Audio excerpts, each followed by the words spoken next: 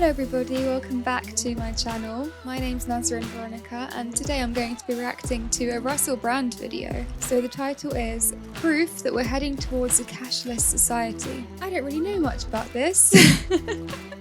I'll say for the purposes of YouTube. So let me educate myself on what a cashless society is, and you guys can watch along as well and see what you can learn from this. Let's see what this means for us. Hello there, you 6.5 million awakening wonders. Thanks for joining us on this voyage to truth and freedom, or potentially authoritarian centralized systems with digital currencies that can be switched off if you don't do exactly as you're told whenever you're told it. Turn on the notification bell and subscribe right now. Perhaps you think a cashless society is a pipe dream, something long in the making, a sci-fi fantasy that could never be induced, something that democracy could prevent, that we could bind together, band together and oppose. Well, it's already being piloted in Australia. And we know from the trucker protest that whilst digital currencies in their current form do provide alternative to centralized authoritative financial models, if we have a world currency controlled by governments, it will become a crucial component in a Chinese social credit score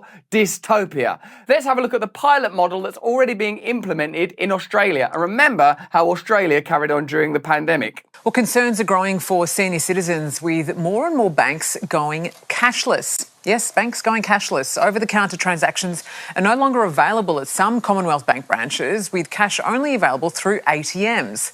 For more, we're joined by the Chief Operating Officer of National Seniors Australia, Chris Grice. Thanks so much for your time, Chris. What I like about Chris is he's brought on to talk about cashless societies from the perspective of senior citizens in Australia, but he strays into all sorts of extraordinary territory. You would only get this on Australian news. A cashless trend, what's going on? Well, we're not only sort of seeing cash being sort of, I guess, removed from the economy, but we're seeing obviously a deliberate play to transition everybody over to digital transactions.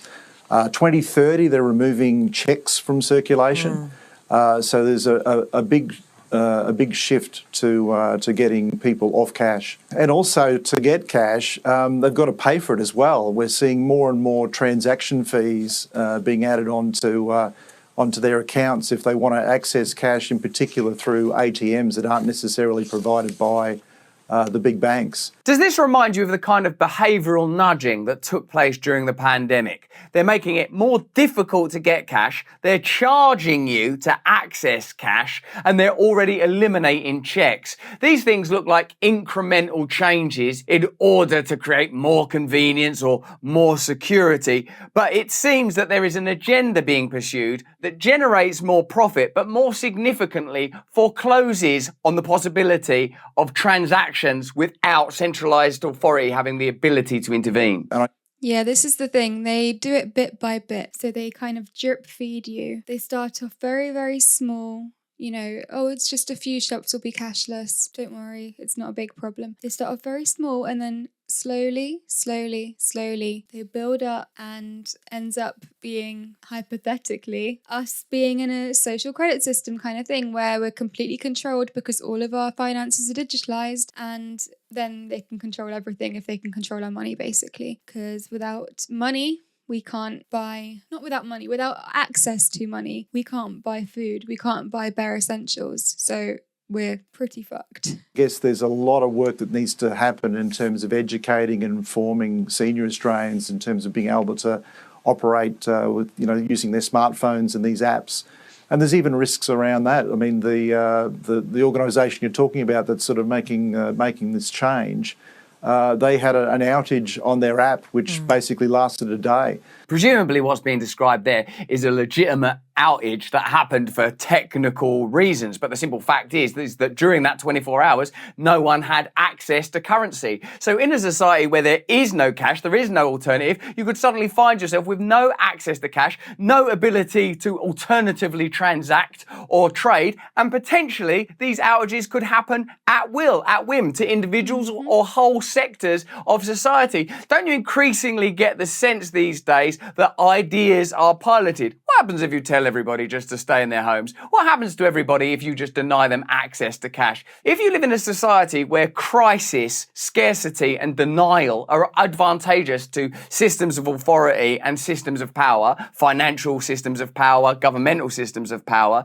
you could find that increasingly crises are used to manage a population. All centralized systems of authority are open, yes, to flaws and inadvertent accidents and outages, but also they're open to manipulation. They can easily become tools of social control, as this example demonstrates. So folk who were using the app, it indicated zero balance, no money in their account, and they weren't able to access their money for an entire day, basically. So suddenly you just look at your bank account, it says there's no money there. I mean, that's plausible. Don't you have that kind of fear anyway, that at any point your bank could just go, no, we've lost all of your money, it's gone. What these schemes present is the institutionalization of systems where it is possible that overnight your money could disappear. Your ability to trade, transact, and indeed eat could be taken away from you.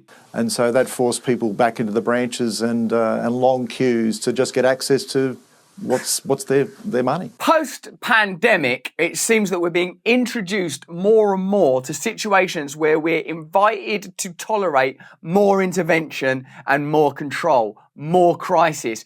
The whole goal of civilization has always been comfort, convenience, safety. Pay your taxes, we'll look after you, and look at all of the abundant products you have access to. Once that model and that paradigm starts to shake and break down, I believe it's an opportunity and a necessity, in fact, to reevaluate the whole condition of our culture. Because what we're being told now is not that things are going to get increasingly better and more convenient. We're told you're going to live in smart cities where you can only travel within a 15-minute area. We're going to have currencies that can be switched off either by accident or at will. You're going to have passports that control your movement. All of these ideas are being subtly introduced simultaneous to surveillance and censorship. In essence, freedom is being reduced and minimized and sold to us as convenience.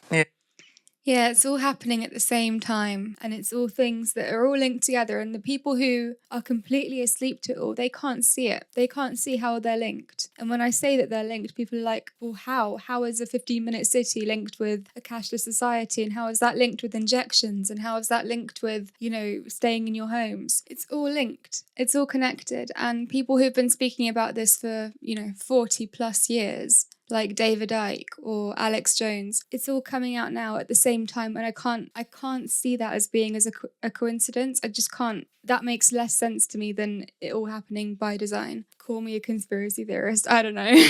It's a brave new world with a few glitches along the way, Chris. Thanks so much for your insight. Absolutely, thank you. There's a few glitches in this brave new world, like you're starving to death in an endless queue, trying to get your hands on your own money, staring at a zero in your bank account and a husk of old bread in your other hand. That's a glitch. Also, the title of Brave New World was sarcastic and ironic. It's not an aspirational, let's go and live in the brave new world.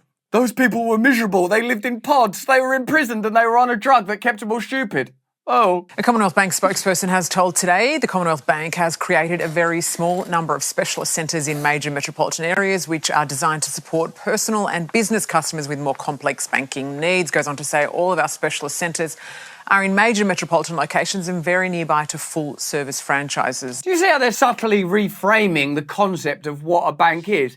This is a specialist centre. It's not a specialist centre. I gave you my money. Can I have it back, please? No, you'll have to go to the specialist centre and have a very special conversation. Here's a special conversation. Give me my fucking money back. Do you see how they're subtly reorganising and... Sorry, that's too funny. redefining what our relationship is with institutions that used to be regarded as a service. Suddenly you have banks that can switch off your money or don't want to look after your account for spurious and unusual reasons. They have the ability to shut down your ability to trade, and it's all described to you as a service. I'm beginning to think that there are crises that are used as opportunities to induce change, technology that is sold to you as convenient that actually offers centralized authority the ability to control, and it's all masked in bureaucratic, easy language. You have to stay very present and aware, I think, to notice what's actually happening down at... This is the thing. If you don't laugh, you'll cry at this point, because when it's put in such a simple way, it's painful to know that we're actually going through this. Like, we're going to be at a point where we're not going to have access to our own money that we work for. Can you imagine that? What's going to happen? how are we going to eat? This is why people are literally buying cans of food or even canning their own food and having food storages at home to be able to survive in situations like what he's talking about. And it's already happening, just on a very small scale, but soon I have a feeling it may get bigger. The old specialist banking centre. Their full statement is on our website, Carl. Don't worry, there's just no cash in this bank. No.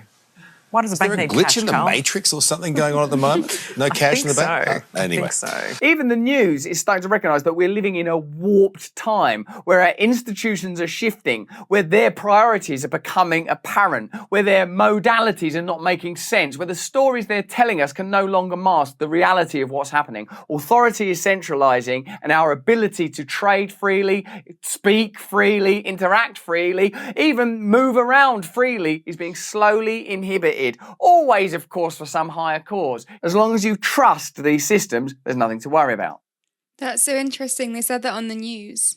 Is there a glitch in the matrix or something? It's like even the people who are so asleep and who are actually projecting that onto other people, like news presenters, you know, their job is quite literally to present bullshit to people and get them to be brainwashed. Even they are realizing that something's not right with this. And I have a feeling that maybe if they do get away with this, people are going to look into it and be like, wait a minute, I can't access my own money that I've worked for. Something weird is going on. And then they might wake up to other things. So hopefully it backfires on them. And I think it might. Let's have a look at it in more detail. A petition to stop Australia from becoming a cashless society has gained more than 120,000 signatures as banks increasingly restrict customers' access to their money, which doesn't seem like what a bank should be doing. The meaning of words is continually changing. The function of institutions is changing. Compassion and kindness means that you just can't talk anymore. And now banks are an institution that prevent you from getting your money. In Australia, more than 1,600 bank branches permanently shut their doors between June 2017 and July 2022, while the remaining big four banks, Commonwealth, ANZ and NAB, have all opened cashless branches where customers are directed to ATMs for everyday banking. But this is actually happening in the UK as well. Like I know they're talking about Australia right now, but in the UK, I don't know if you've noticed, but you probably have, there are banks closing down.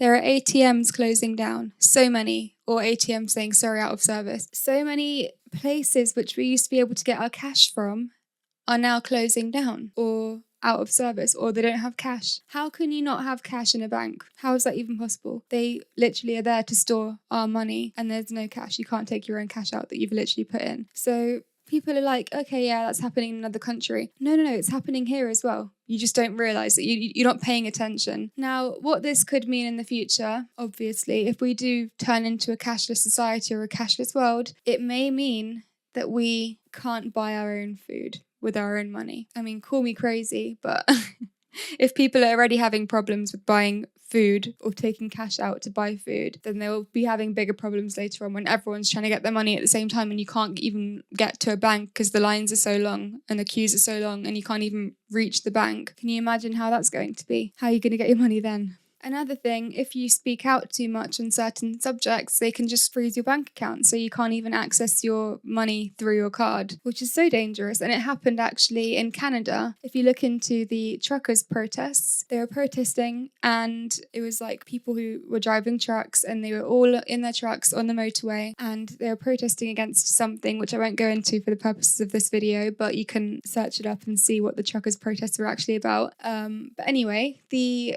Prime Minister of Canada, Justin Trudeau, he shut down their bank accounts. So they couldn't have access to their own money. And they, couldn't even buy food because the shops around them were all cashless. So they were starving, some of them, and they needed water and they couldn't buy water. And it was crazy. Luckily, the public supported them and they brought them food and drinks and sustenance. But imagine when all our money is digital and we have it shut down by big corporations and the government and banks all working together. Sounds like a social credit system to me. But what do I know?